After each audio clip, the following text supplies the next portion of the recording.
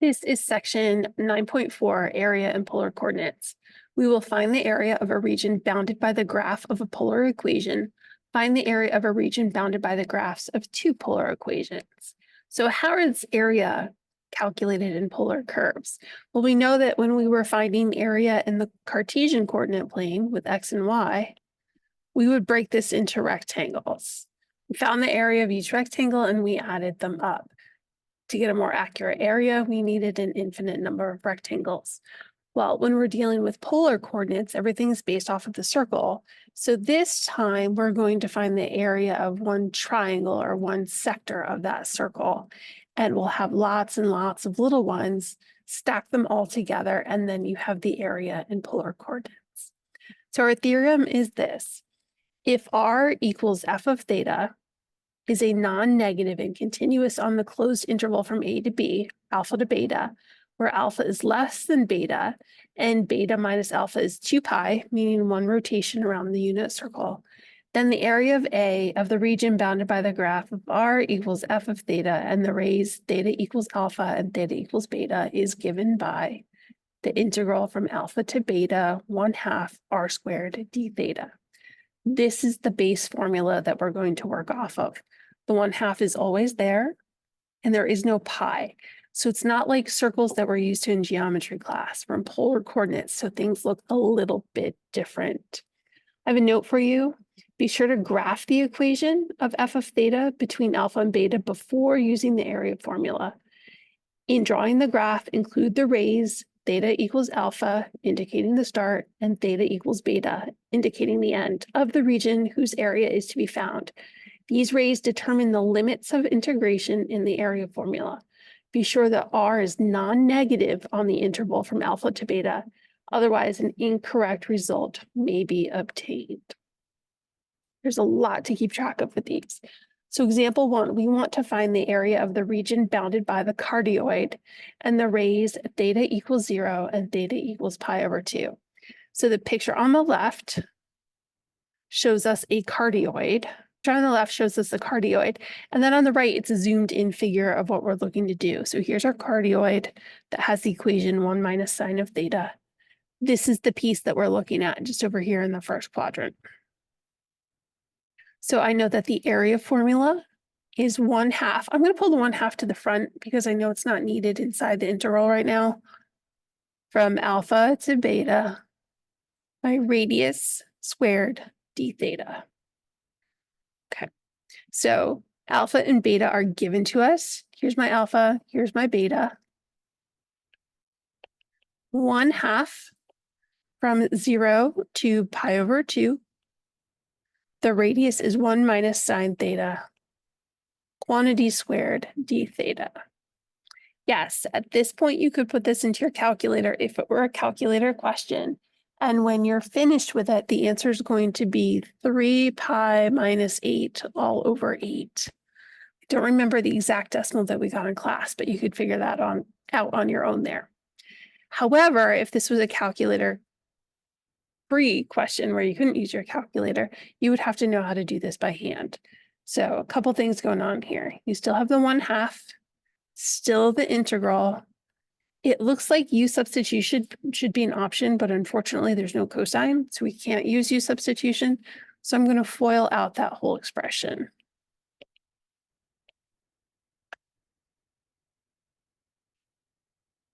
Okay.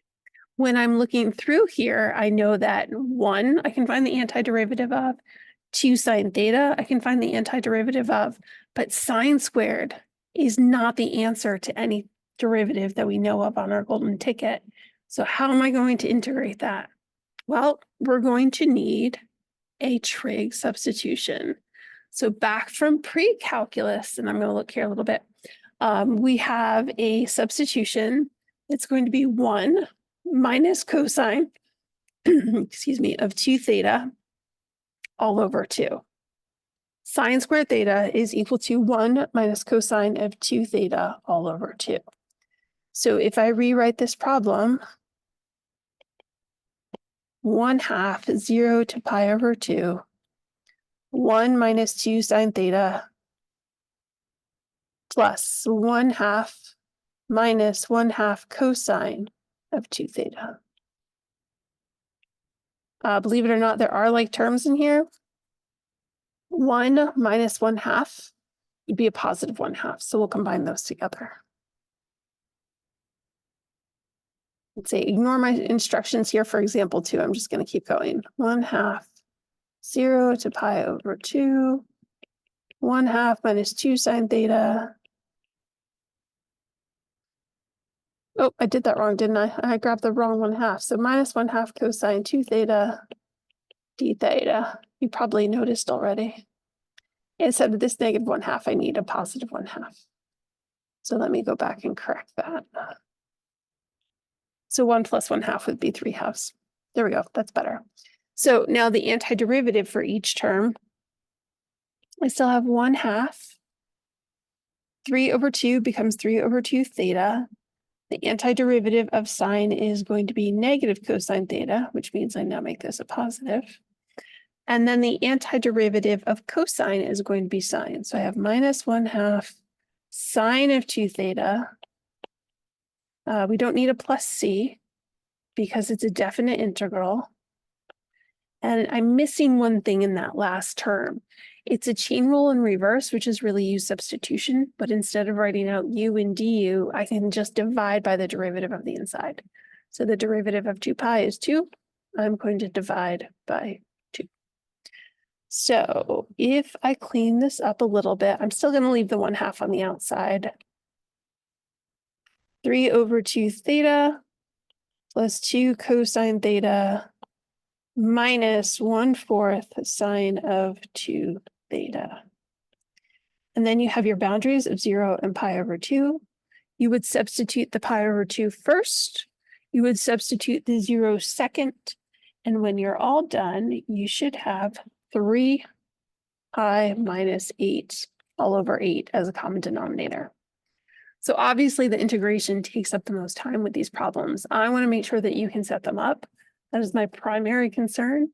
And maybe do those first couple steps of integration, but the setup is the most important piece of these. Let me clear my screen and we'll get back to example 2. For example 2, we're going to find the area A bounded by the cardioid 1 minus sine theta. So it's the same picture as was in example 1. Here's my cardioid, something like this. So we want to know the area. Well, this time we're looking to find the entire area inside, not just what's in the first quadrant. So this is going to be broken up into those little sectors of a circle that come out from the center like this. What you want to do with polar coordinates is use symmetry to your advantage. If I notice both sides of my cardioid are equal, so I can find the area of one side and then just double it. So my area is going to go, there's my 1/2 of the formula. I'm going to go from negative pi over 2 up here to positive pi over 2. So I'm going to find the area of the right-hand side.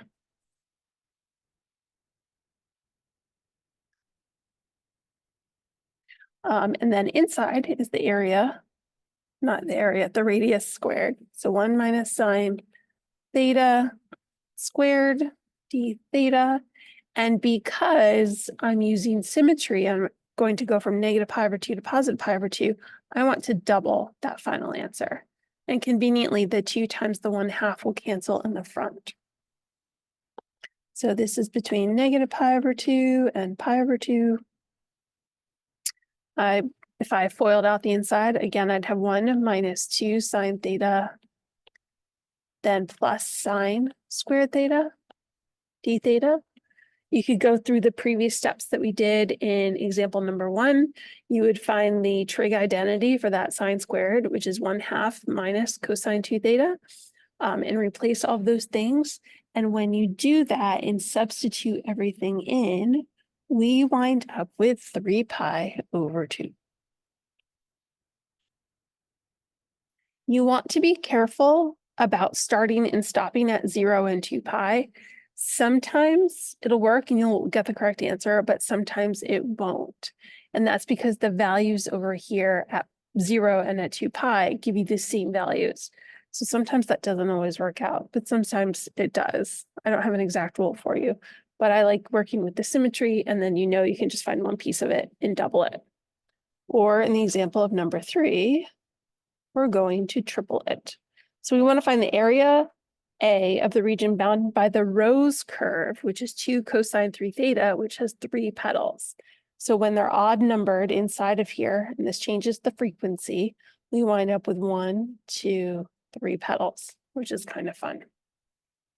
So our area is going to be 1/2 from alpha to beta, all that stays the same, the radius squared d theta.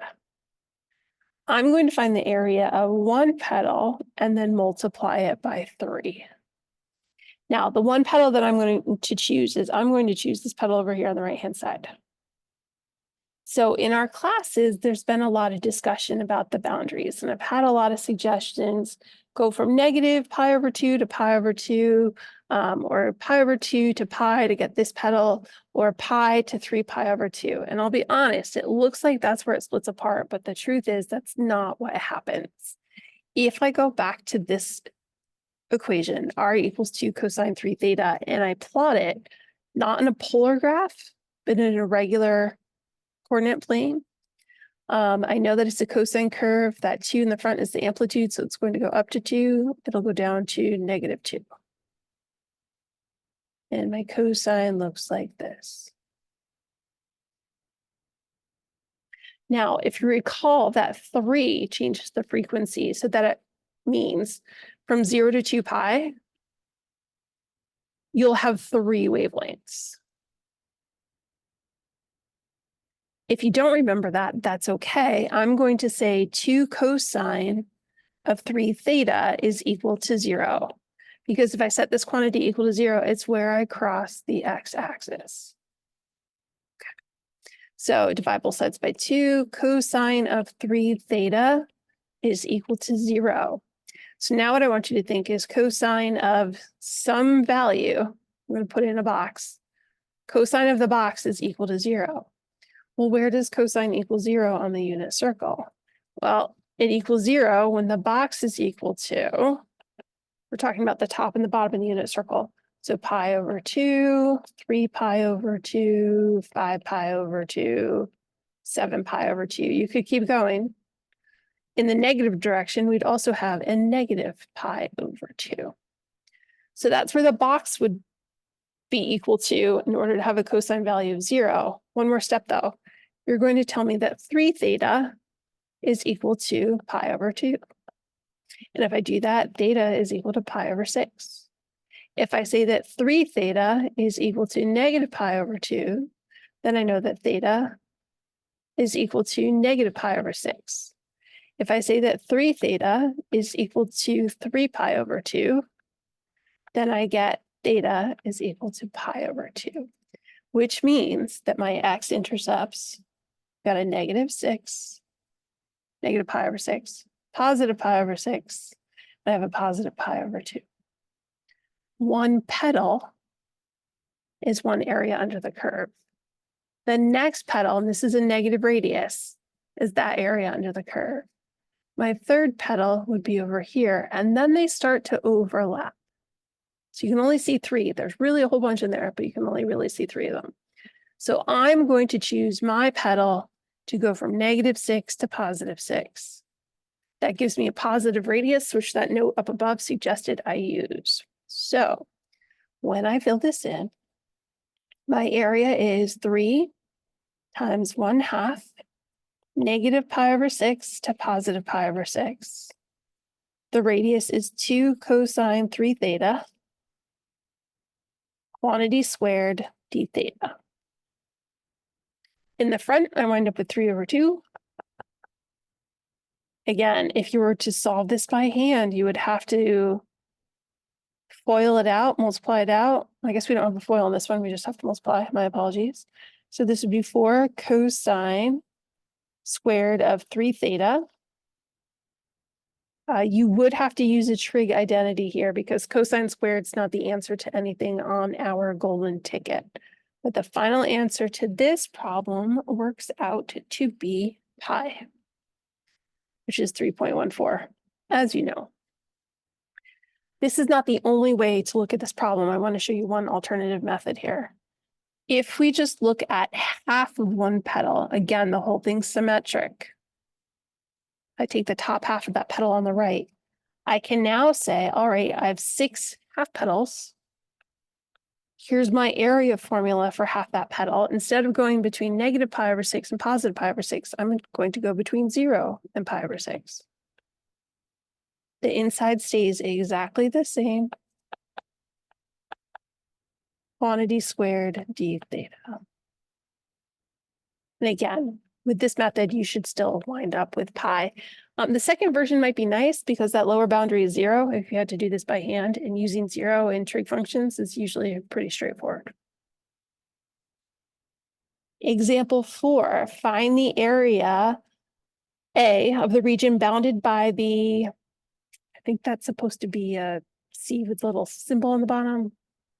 Limicon, I'm not really sure. I'm so sorry. R equals 2 plus cosine theta. So this is our shape. Again, I might do symmetry, but this time I know it's the same on the top and the bottom. So I'm going to say that my area is twice. Here's my polar area formula. I'm going to go from 0 to pi. Inside stays the same, 2 plus cosine theta, quantity squared, theta. So I could FOIL the inside out, and that 2 times 1/2 is pretty nice.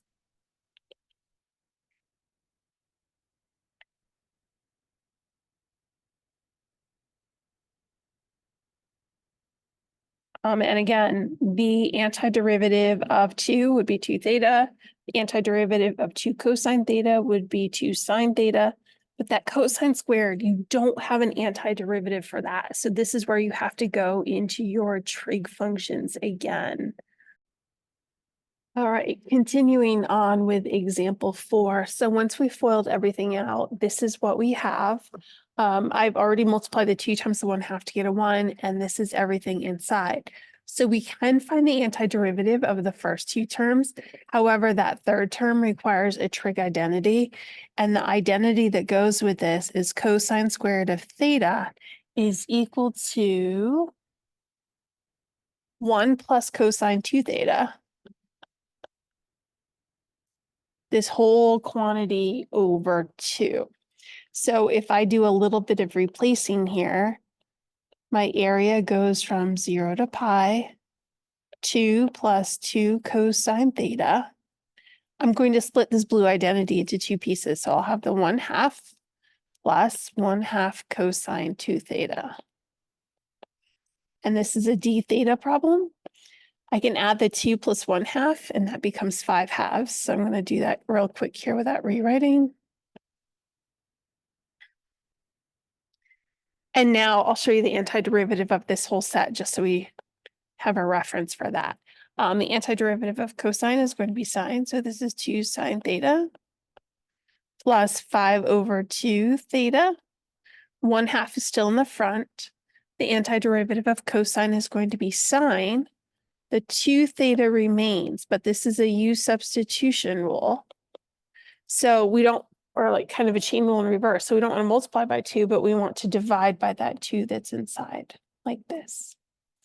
And then the next step would be to go through and put in the pi and put in the 0 and subtract everything through. And we wind up with 9 pi over 2 when we're finished. All right, excellent. So let's go on to example 5. This is another type. This is a more common AP type, and I should probably have more examples in here than I do, but this is what we've got right now. So we want to find the area A of the region that lies outside of the cardioid and inside of the circle. So that's this tan region over here. I'll highlight it. So we're talking about the area inside the circle, but outside of the cardioid. So we need to subtract 2 different areas in order to find that. So it's kind of like the washer problem that we did when we had volume, but now we're going to do this in polar coordinates. So your area is still 1/2 from alpha to beta. We're going to have the outside curve. How do I want to write that? F of theta. I guess that's an R of theta. R of theta outside minus R of theta inside. And this would be a d theta problem. Yes, these are still both squared. I missed that part. And let's call this one a capital R, just like we did before. So if you were working along with my funny little stick figures, they still exist. They just look a little bit different. So the outside figure goes to the outside curve, and then the inside one is here in this empty space. But the feet all come together at the origin. So we want this outside radius, the one that's touching the blue curve, and we'll subtract the inside radius, that pink curve. So in this case, it's helpful to know the different names. I can do color coding here. My outside radius is the circle, so that's 3 cosine theta. This whole quantity will be squared. Minus the inside radius, that's that cardioid. Its equation is 1 plus cosine theta, this whole quantity squared. It is a d theta problem. We still have that. 1/2 is still in the front. Now, alpha and beta, what are those? They're going to be where these two curves intersect. And they did actually indicate what those are going to be on our graph. That's the angle. Here's the angle. But if you didn't know, you could still set them equal to each other, just like we've been doing all along with these area problems. So I'd say 1 plus cosine theta is equal to 3 cosine theta. I can subtract the 1 cosine. So I have 1 equals 2 cosine theta. And 1/2 is equal to cosine theta. So where on that unit circle is theta equal to 1/2? That's going to happen at pi over 3.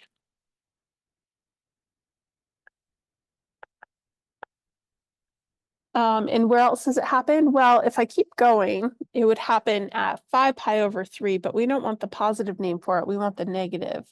So it also happens at negative pi over 3.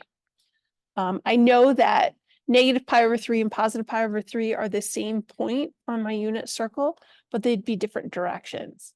So if I went from pi over 3 to 5 pi over 3, that's this outside.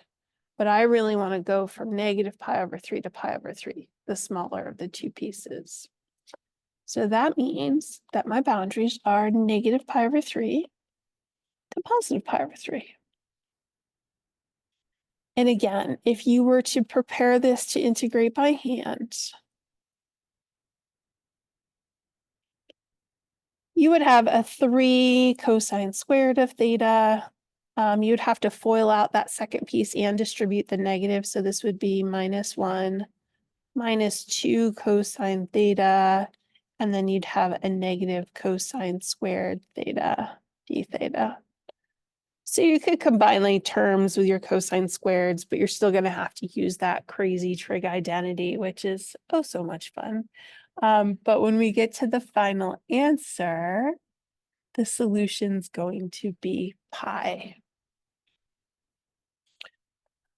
Someone asked me, is it a coincidence or do these always work out to be pi? The answer is no, they don't always work out to be pi. Is pi going to appear in our answers a lot? Yeah, we're dealing with circles. So we're dealing with radians. And when we go to evaluate those trig functions, we have radians, we're talking about angles. So yes, you will see a lot of pi, but they don't all work out to be pi. So there you go. And then this last picture is just a visualization, kind of like that last picture. We had a circle and a cardioid. And those different slices are not rectangles anymore, but now they are the sectors of these circles. And for some reason, I can't write on it right now, but there you go. Area and polar coordinates. So try the assignment that goes with this. Good luck. Let me know what questions